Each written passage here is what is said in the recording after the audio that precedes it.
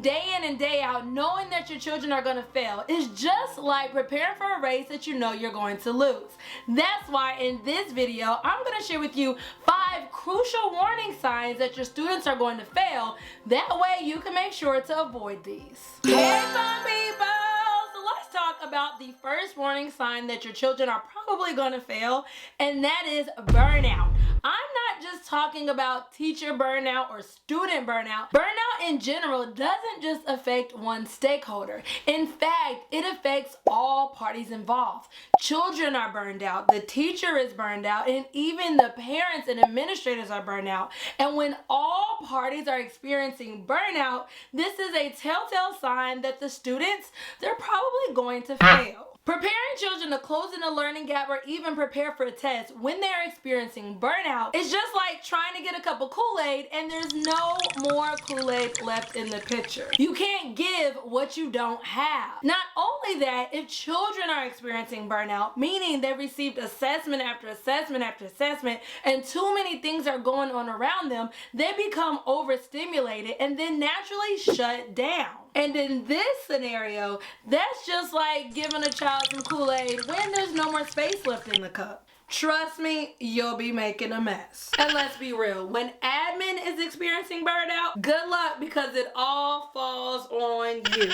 Simply put, when all stakeholders or all parties are experiencing burnout, children won't grow. Things are so chaotic, and in order for children to actually grow and actually improve academically, you need order and intentionality. This brings us to the second warning sign. The second warning sign that your children are not going to grow this year is that you have no plan in place for struggling learners. You want them to succeed. Your heart is in the right place, but there's no plan in place. Have you ever heard the saying, no plan is a plan to fail? You need tier 2 and tier 3 support. So when you're implementing a lesson, whatever lesson that may be, always think and always plan, what will I do if my children don't get it? Is there a plan in place for remediation and reteaching? If there's no plan in place, then they're pretty much gonna fail if they didn't get it the first time. And let's be real, there's nobody here on earth that gets every single thing the first time. This concept also applies to classroom or even school-wide initiatives.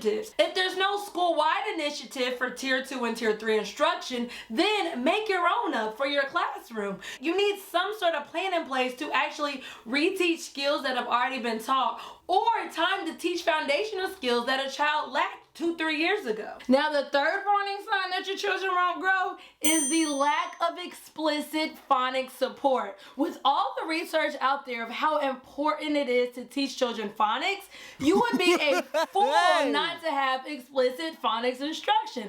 Phonics instruction is the key to giving children exactly what they need in order to decode and break down unknown words.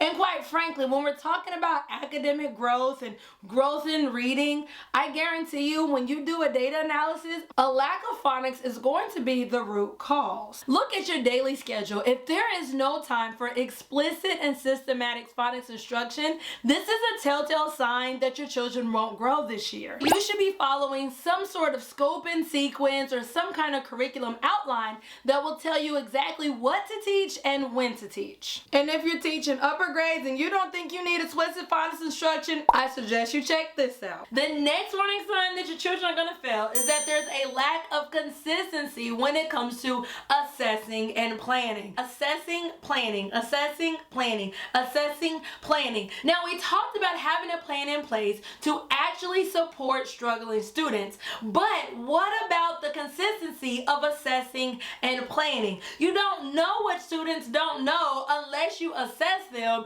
and once you assess them, you then have to plan for proper instruction. So when you have a lack of consistency with that, your data will look like a roller coaster because sometimes you're planning for instruction and then other times you're not. There were some standards that were remediated, but then there were others that weren't. This is a telltale sign that your children won't grow this year, so it's time to avoid this mistake. Now, accountability and support is another telltale thing that you need in order to get your children to grow. That's why our fifth warning sign that your your children won't grow is the Geronimo program, Teaching by Design. Teaching by Design is my signature program that allows you to streamline your planning process. This means that you'll start to have instruction that will run on autopilot. Not only does this program allow you to take your time back, thus going from spending 12 hours a week doing lesson plans to actually spending time doing what actually matters to get children to grow, but this program offers the accountability and support you need in order to streamline your reading instruction. It's practically catered to helping you and your children grow without experiencing burnout. The accountability and support alone allows you to avoid all of these warning signs and helps eliminate warning sign number 1. In addition to that, you're gonna love this. There's monthly reading professional development and support, thus helping you eliminate and avoid warning signs number 2 through 4. Now, if you want to know a little bit more about Teaching by Design, I suggest you watch this video, and I can't wait to welcome you in the program.